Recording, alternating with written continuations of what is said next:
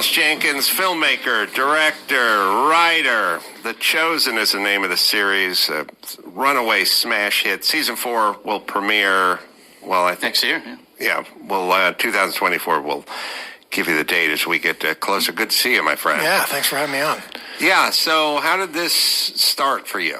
Can I first say something? I want to point out that I'm about to talk about a show about Jesus, the most famous and influential figure in history. Nothing I say is going to be as important as what you guys just talked about. Desserts. About dessert? I completely and the shape, agree. Everything you were saying, I was in the waiting room just cheering.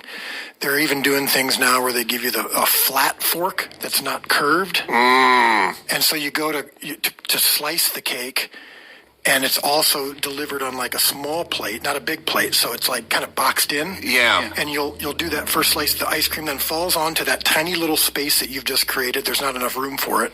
What are we doing? Because the fork is flat and not curved, you do like a cut into it. It's not rounding off your bite. It's just kind of creating half of a little bite of the whole. I just wanted to point out. I appreciate what you're doing for the country. I'm going to see you and raise you one, and this, which is, everyone thinks I'm nuts all the time about everything. What I'm saying is it's a standard. It's also sort of the way Grandma did it, and getting rid of the way Grandma baked is right up there with tearing down the statue of George Washington or Christopher Columbus. It's all in the same hamper, which is we must get rid of everything that was so that we can enact our new world order. But sometimes it's just for the sake of getting rid of nothing traditional is good. We must upend the apple cart. We must. Yes, it's never like, the guy who bakes the pineapple upside down cake that's shaped like half a softball, he's a devout Christian. Oh, no, I know what that guy's drenched in patchouli. I know exactly how he votes, and he's f***ing everything up. It's all out of San Francisco. I talked to a chef once who just went, it all started in San Francisco, and it just made it leaked out like a lab leak. No normal eater has been consulted on any of these new decisions. No, it's a good point. So you're traditional in your desserts and in your approach to filmmaking. Absolutely. So on that note, how did this all get started? So The Chosen, it's the first ever multi-season show about the life of Christ. There's been movies, there's been miniseries, but there's never actually been a multi-season show. I think the other thing that sets it apart is it's a very human, authentic portrayal as opposed to kind of the formal Bible projects that you've seen, even the good ones over the years. There tends to be a bit of an emotional distance, a bit of a stained glass window, formal approach. This show is inspired by my favorite shows like Friday Night Lights and West Wing and stuff like that. Just that's kind of the approach to this that makes it feel a little bit different. But the way that it started was, ironically enough, considering our conversation, quite untraditional. We did it completely outside the box, went directly to the audience. It was crowdfunded. Season 1 was crowdfunded based on a short film I did for my church, and generated $10 million from over 16,000 people around the world based on this little thing I shot on my friend's farm in Illinois, 20 minutes from my house. And we decided to make it free, so that was a unique thing. I mean, everything about this show has been kind of outside the system, outside the box, and lo and behold, over the last couple of years, it's turned into a bit of a phenomenon. Do you find that there's a sort of a course correction, which is, I keep sort of citing, the number one late night show is Gutfeld. Right. Now, that would have been unthinkable several years ago. The top of the charts are country hits right now.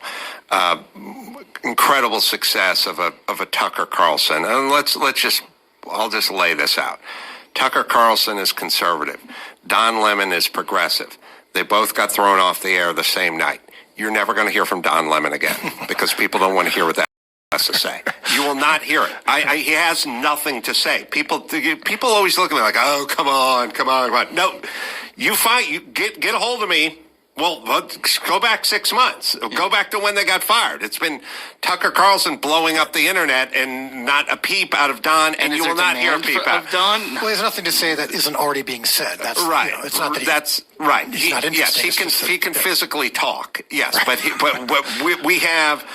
everyone else on The View will just say exactly what Don Lemon will say, so we don't need Don Lemon. But my point is there's a change, and it's getting back to some sort of conservative. Sometimes it's religious. Sometimes it's just the way Grandma used to make pineapple upside down cake. But there's a move, a distinct move toward that. And I feel like Madison Avenue should kind of wake up to that, because Bud Light just got their kicked because they're so tone deaf with who Americans are and what they really want. And yes, the average Bud Light drinker is not down with Dylan Mulvaney. Right. But you guys don't understand that, because there's a handful of college-educated chicks who've decided it's a good idea.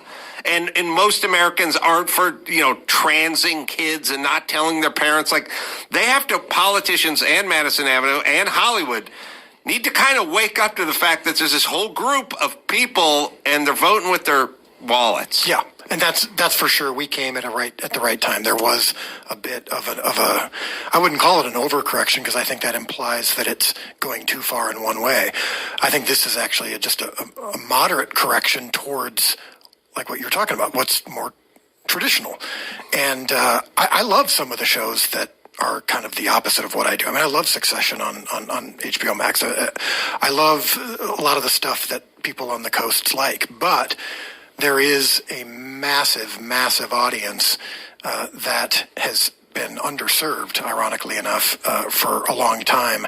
And I do think we're benefiting a little bit from that. The fact that we're not necessarily traditional, that we didn't come through the same streaming platforms that most shows are coming through, was actually to our advantage with the audience. That was a value add. I think there's a stigma when you say that, I'm putting out a show about Jesus, or like, I'm in a Christian rock band. Oh, people already know what we're going to sound like, or at least they have an idea. So if you put out a show about Jesus, people think they already know. Like, I mean, I went to Catholic school first 8 years, of school. I saw the Davy and Goliath episodes. I've seen all the reenactments of Jesus stuff. Me too. So like I remember all of it, and I would never watch any of that anymore. Like, I watched David and Goliath. Yeah. David and Goliath was always like, we get to church faster if we took that guy's car. I don't know, David. That's exactly right. Yeah. That was the whole show. Exactly. So making a show about Jesus now, and if you're saying like you're inspired by Friday Night Lights, and it's actually a high quality show. That's been the key to take it from. See, initially, the first year or two, it was very niche. The audience was niche. The audience was exactly what you're talking about. We love the fact that it's outside the system.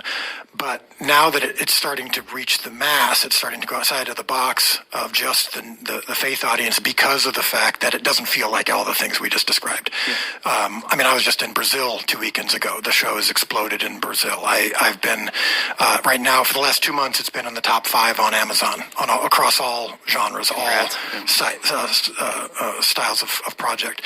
Over half of our cast and crew are not traditional believers. Some of them are, atheists even. And I was going to talk to you about this at one point, because I've heard your rant on atheism and versus the crappy arguments of religion, and I found it fascinating. This is a show that you can watch that doesn't feel like a church service. It doesn't feel like it's imposing religion on you. It's if this happened, this is what it would have looked like. And then you can decide for yourself what that means for you, I think much like, it's going to seem a little out of left field, but like electric cars.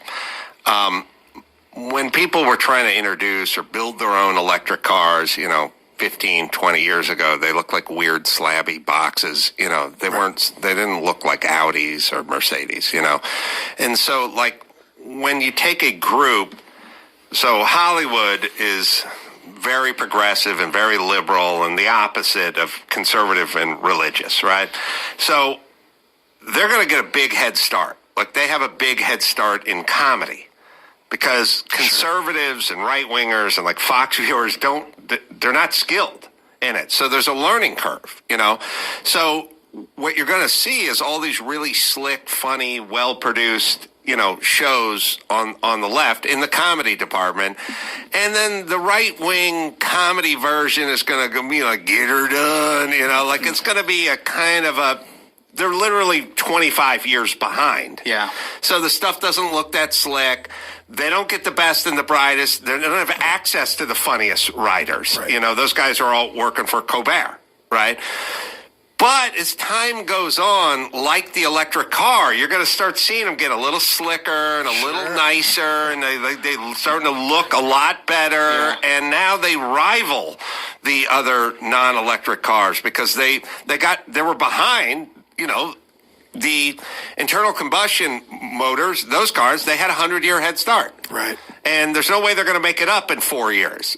But it's been long enough now where the art and the creativity on the right, while still lagging behind, and certainly in the comedy department, is starting to catch up. And Not even just electric cars. Like take Kia and Hyundai, for instance. Right. Like I look at cars on the freeway, I'm like, oh, those look good. And they're Kias and Hyundais, which were garbage. Right. Like So- 2 decades Well, and the ago. same thing is true of the audience. They can survive for several years because the audience is giving them extra credit for the message. So whether it's a faith-based project where they're going to appreciate, they don't need the quality to be great because the message is so unique and so for them, they love it. Same thing is true of electric cars. The people who are religious about electric cars, well, they'll buy one because, yeah, it's not great. Yeah, it doesn't look great, but I'm so behind the cause. I'm willing to put up with the lack of quality. So that also can kind of sometimes, in many ways, cause the learning curve to go even longer because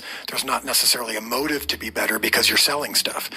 We're trying to, like in our secret rooms, talking about how can we make this better. We're saying we got to make this better faster because if we're going to actually be appreciated by people outside of just the choir, we do have to be better. And I think that's true of the electric cars as well. True of like you said, the Kia is to cross the chasm, to be to reach the masses outside of just the niche. You do have to be better, and you have to be influenced by some of the best influencers. You look like you played a little ball in high school and in college. You strike me as Has a that look, yeah. tight end, maybe defensive end, possibly outside linebacker. I'm not sure. Long snapper? I don't know. Not a long snapper, no. Basketball was my primary thing, but yeah, played some football, did it all. Sports was my primary obsession growing up, and then I saw One Flew Over the Cuckoo's Nest when I was in high school, and that movie changed my life and made me want to make movies and TV. I think they showed One Flew Over the Cuckoo's Nest when I was in high school as well, for some reason, even though I'm 10 years older. I just remember that they could show a movie that the teachers liked or something in the auditorium or something, and I saw that. Wait, am I the only person that's ever watched the claymated series Davy and Goliath for purely entertainment purposes? I watched it in school. Not because it was being foisted on me. Dude, watched it all the time. Loved Davy and You watched Goliath. it because there was nothing else on, right? Yeah, but in my opinion, I would say it was better than the Brady Bunch. Ooh, Yeah. wow. It was pretty legit. Do you remember the music? I think Almost. I can do it. I can almost All right, hear you it in want my to head. try your version of it? Let me try mine. It's orchestral. It's like no, but all I can do ready? is hello, Davy. All right, it was bum bum bum bum bum bum bum bum.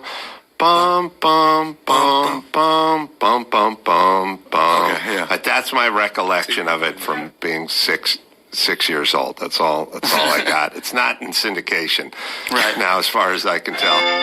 That's it.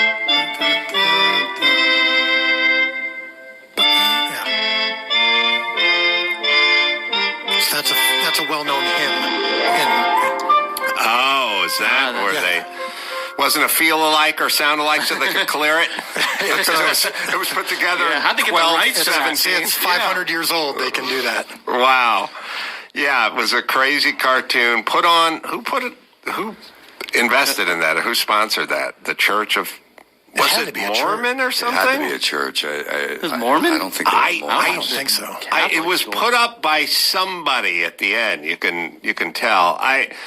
They wouldn't It was even like a fleur-de-lis in there. Could you imagine? They wouldn't even or Florida, imagine them. whatever. They would ban that in California now. Like they won't even let Prager U. They don't even like Prager U. Why did you watch it? Lutherans. Lutherans. Lutherans. I knew it. Ah, That's on the Protestant side of things, yeah. I had no choice. I did not read, and so all I could do was watch TV. And TV was a novelty in that there was just people moving and talking. There's motion. And it didn't really matter if I liked it or agreed with it or knew it or it was good. Something was happening. It didn't involve reading, and I got to sit there and watch it. And so I would just, as a young atheist, watch Davy and Goliath. And somebody, I guess, in somewhere in the back of my mind, somebody had created something, and I was going to partake. Right. Like, I've always been, and I don't know why more people are not more this way, but I would stare at a billboard or stare at an advertisement or stare at a car design or something and try to figure out who made these decisions, how did they arrive at this place, right. who's behind this. And most people's attitude was always like, who cares? Shut up. So what? Everyone's always like really dismissive of everything. Like, people's problem is they're like, I like horses.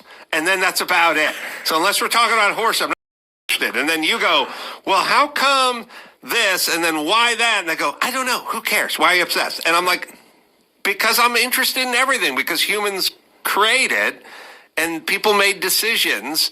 And I'd kind of like to learn from them. Like, I'd like to see the stuff I don't like. Right. So I know what not to do or that I don't like. I'd like to see stuff that's good, that can be kind of inspiring. Like, right. I don't know. Did you like Davy and Goliath? I mean, do you remember? You remember the song? You remember?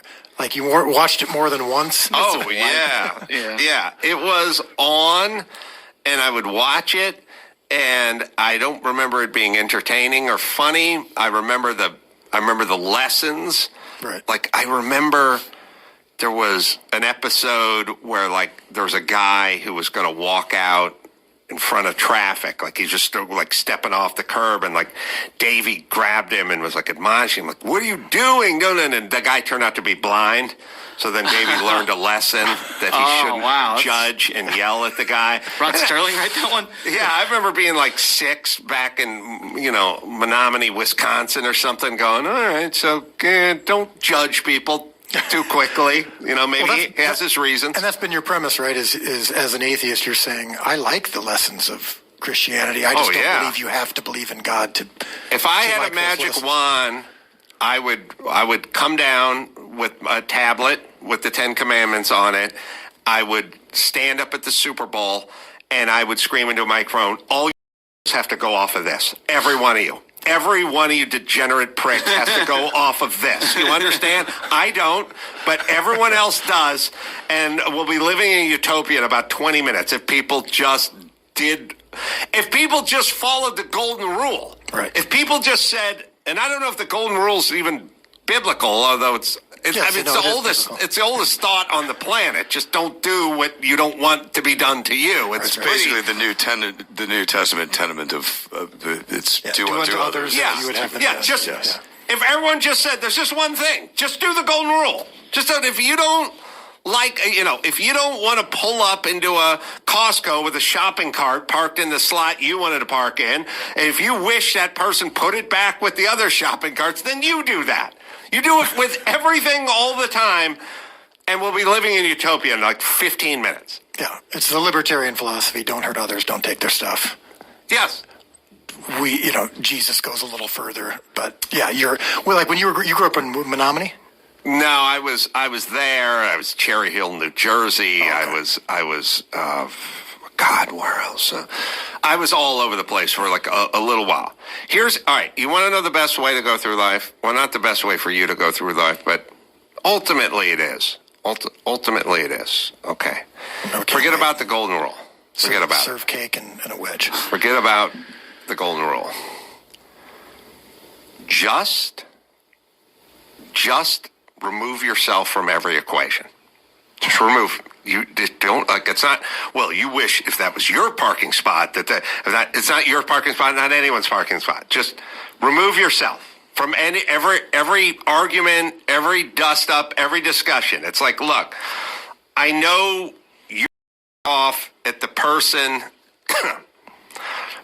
who's at the gate of United Airlines because they shut the door and they're not letting you onto the flight, but that you're off, but that's really because you're getting locked off. Do you agree with the policy overall that the door has to get shut at a certain time? And if the answer is yes, and you're on that flight, then let's not have completely different approaches to life versus you're on that flight versus you're standing in the terminal arguing with the person who shut the door and the gates closed. You see what I'm saying? Yeah. Just remove yourself from the equation. By the way, you think much more clearly. Sure. And I was just in, I was out of town. It was a hotel room. And I had a glass. And the glass had coffee and cream and whatever in it. And I was standing, and I went over to the bathroom sink, and I started rinsing it out. And the person I was in the room with said, "Why are you rinsing the cup out?" And I said, "Because I rinse cups out." And they said, "But that's not your cup." And I said, I'm still the person who I rinse cups out. Not my cup, your cup, my cup, his cup. I just rinse cups out. Now, it's stupid. Doesn't make a difference. And yeah, you can pay enough. They could go rinse their own cup out, but I just rinse cups out. I don't rinse my cups out or yours. I just do cups. And if you just go through life that way, you'll think clearly because you don't realize how much your thoughts are corrupted by yourself, by factoring in what you want. Like a 9-year-old who wants shotgun both directions to the movie theater and back, and the kid brother. You're so clouded by what you want. Remove yourself, act accordingly. We will be living in a utopia. There it is. It's Problem solved. But yeah, we'll end with in The Chosen. We were now, 3 seasons have been released. We just finished filming the 4th. That was the consistent message of Jesus: death to self. He didn't say the words "remove yourself from the equation" or rinse all the cups, but it was in that vein. It was the idea of what you want. You feel entitled to be angry. You feel entitled to overcome oppression. You feel entitled to be released from whatever struggle you're going through. And you think that I'm here to take all of that away, and I'm not. I'm here to take you away from yourself, for you to die to yourself, and for you to give me your heart. And so, yeah, I'm going to maybe steal the line in a future season. Rinse the cups, not my cup or your cup. Just the cups. And wisdom from Adam Carolla. It's not, I think people think it's being magnanimous. Like, oh, you're so much better than everyone. It's an easier life. It's like saying, don't lie, and you're never going to have to remember all these stories. And it's like, well, that makes you noble. You're not a liar. No, I don't lie because it's easier. I don't have to get caught and go back and check my notes all the time. Just be consistent. It's an easier life. Just rinse the mug. Don't lie. You don't imagine having to toggle back and forth between my mode and your mode all the time. Like, wait a minute, whose mug is this? Wait, should I rinse this? Who paid for this mug? Like, there's a freedom in it. For sure. There's a freedom in it. Yeah. You just do the same thing you do at every single time. I walk out of a green room before I go on stage. I shut the lights to the green room. And then Mike August yells, I was watching a game. No, I shut the lights. And then people are always like, why you shut the lights? Because I shut the lights. And they go, but that's not your theater. And I go, I don't care. You don't have to pay the electric bill. Doesn't matter. I just have, because then when I'm at home, I don't have to think about it. It's just you shut the lights, you rinse the mugs. Stay consistent. That's who you are. Do not have a separate mode for who's paying the electric bill and who's not paying the electric bill. I think we have that scene from Dave and Goliath, by the way. Oh, wow. Oh, it's a deaf kid, not a blind kid. Oh, that's what it was. Yeah, sorry. So he's yelling. Yeah. Here comes a fire truck. Oh, an ambulance. Get back! Ambulance! Get back! Can't hear. He's deaf. Man, that dog saved that kid's life. Barking in his ear. What's the matter with you? He was going to scold him. Don't you listen to anybody ever? If he got run over, they'd blame you. Well, I did forget the whistle and the right stop signal. You told him. You hollered. Well? Kid just walks Wow. away, crosses the You street. didn't even say thanks. See I would say that? the deaf kid could have been a little more polite. Yeah, You at can least tell someone's trying to talk acknowledge. to you. Yeah, and I Do your part in informing him. It goes back to the restaurant. Tell the customer. Yeah. Ravos. Deaf people should have a deaf hat. Yeah, he should at least say. Like a he should big say- cone. He should You say. know what I mean? You should say you need to know you're not going to get what you're expecting from me. Yeah. Or at least that stick with the string that goes through it. That folds. I don't know why. You can carry a full-size cane anywhere you want, but the deaf cane, that thing's got to fit in your pocket. Is there a That deaf thing's got cane? to. Oh, I didn't know No, there's a deaf there's cane. a blind cane. oh, sorry, the blind Okay. cane. Yeah, the deaf hat. Sorry, I'm getting my deaf and my dumbs all screwed up. My blind. The blind cane folds up into nothing. Yes. That's the one that's got the string. The deaf hat is what we need. Right. Because that would have saved Davey a lot of problem if he saw the guy wearing the deaf hat. He'd know to signal some other way than vocally. Yeah, I think 2 lessons could have been taught at the end of that episode. If don't judge, but also if you're deaf, give Yeah. people some sort of indication. Deaf hat. They could have solved a lot more, yeah. Also, so that was the setup. I think it was Act 3 where We find out. we find out that he's So deaf. act 2, Davey's just stewing. Yeah. I don't think they did the deaf guy voice. I would have been impressed by that when I was in Menominee at 6. Yeah. Yeah, so I don't think they did that. Yeah. But I don't know, how did he... Oh, somebody told him. This is where we find out he was deaf? At This the guy bar? puts the pieces together. The name of the episode is Louder, Please. Yes, he said Mr. Jenkins, Mr. Reed, Shop. did you ever hear of such a dumb kid? I think you just said 2 key words, Davy. Hear and dumb. What? From all you tell me, I think the boy is deaf. And because he can't hear, he's dumb. Not the kind of dumb you mean.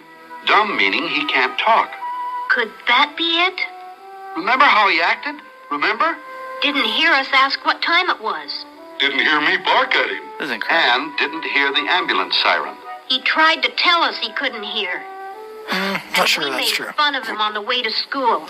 Didn't know, Davy. I don't care. Dad says never make fun of anyone, and I did. Dad, I still don't see why he can't talk.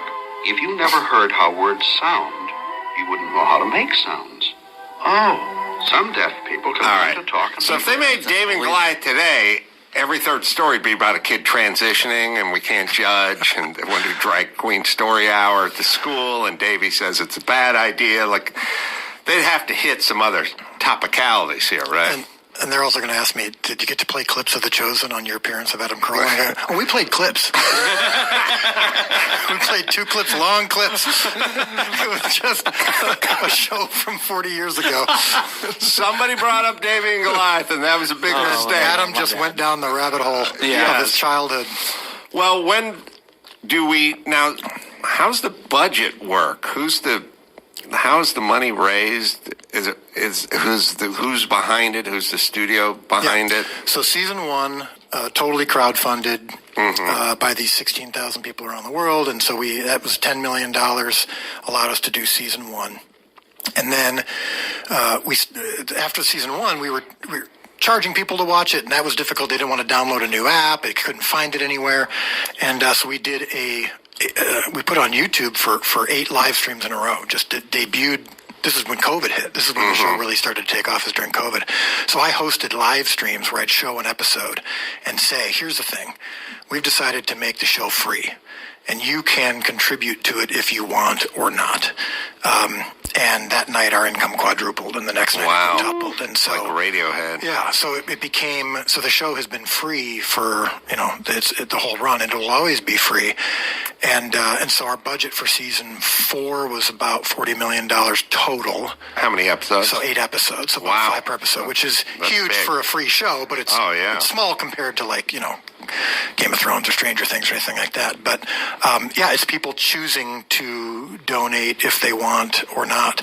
And now that, of course, Amazon, of course, it's on Amazon, it's on Peacock, season 1's on Netflix, so they pay license fees for it now, so that contributes. But nothing generates more money than when I do a live stream directly to the audience. I'll do something we'll have 100,000 people come on to listen and watch an episode, and I'll say, just a reminder that, for us to finance the next season, if you can't afford to, don't do it.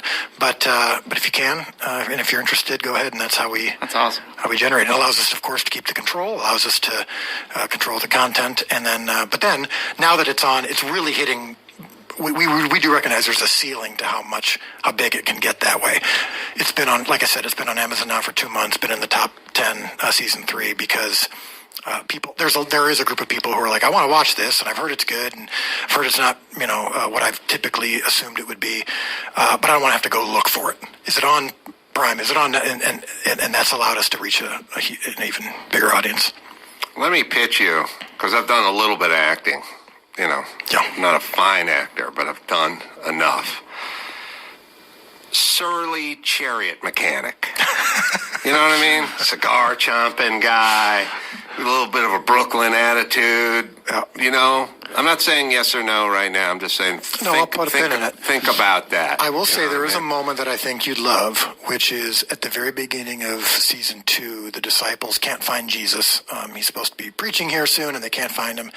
And they end up finding him. He's under a wagon, and he is fixing, he's fixing an axle, and he's getting some pitch to put on it, and because Jesus, as we know, was raised by a carpenter. He was a craftsman. He was a handyman. So we show a lot of that. I mean, this is a Jesus that, yes, we show him as doing miracles and as the Son of God, but also someone who laughs with his friends. He dances. I mean, the first miracle in the Bible is essentially, turning water to wine. He was doing a favor for his friends because his mom asked him to. It's that kind of stuff that we're showing the humanity of Jesus as well as the divinity, and that allows it to feel again, there's 3 or 4 scenes that I think Adam Carolla would be like, oh yeah, they got that right. That's how he'd fix an axle. And Jesus, there's me. That's behind the scenes. That's me working through the scene. Yeah, this scene showing Jonathan, the guy who plays Jesus, what we're doing. So it was the axle. I told my brother it was the axle.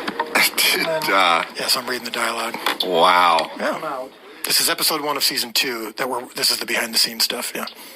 I guess the Space Saver spare wouldn't work well on those old time carts, right? Because it'd be leaning over too far. Yeah.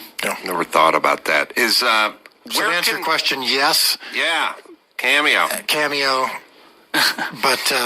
But Jesus is already doing some of these. He's already hands-on. Yeah. Where should people go if they want to find out or contribute or learn more? Is there a website? Yeah, if they've never seen it, if they're, again, it's on Prime. The first 3 seasons are on Amazon Prime. They're on Peacock. Season 1's on Netflix. It's totally free and easy on the Chosen app. You just look up the Chosen anywhere you get your apps. It's very easy to find, and it's totally free, totally easy to watch. We don't even require an email address. We make it as easy to find as possible.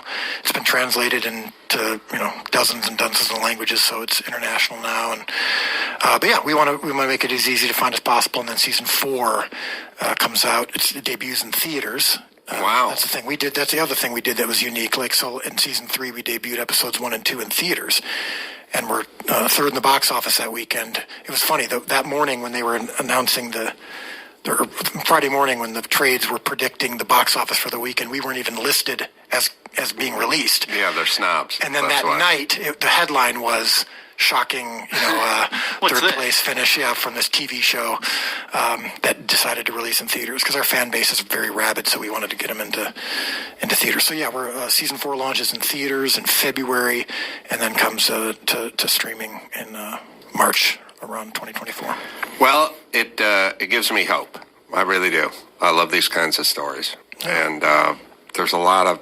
In this era we're living in, there's plenty of reasons to get depressed, but then there's plenty of reasons to kind of get your hopes up and go, yeah, these people are doing this and that guy's saying that, and they found a following, and people are saner than I thought they may be. Yeah. And good. All right. I am going to be in Vegas tonight at Jimmy Kimmel's Club's second show added, so you can come on out to the late show if you like, or the early show. I think 7:30 and I don't know, 7:30 and 9:30. something like that. You can go to AdamCarolla.com for all the live shows. The Chosen, Dallas Jenkins, congratulations on that. And Dre DiMatteo, you can check her out on OnlyFans, and also check out her Gangster Goddess broad-cast.com. Oh, that's the merch line. Sorry, and the wine as well.